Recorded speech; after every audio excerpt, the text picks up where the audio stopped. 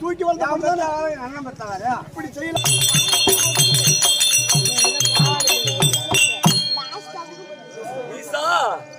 கைலை மலை வாசா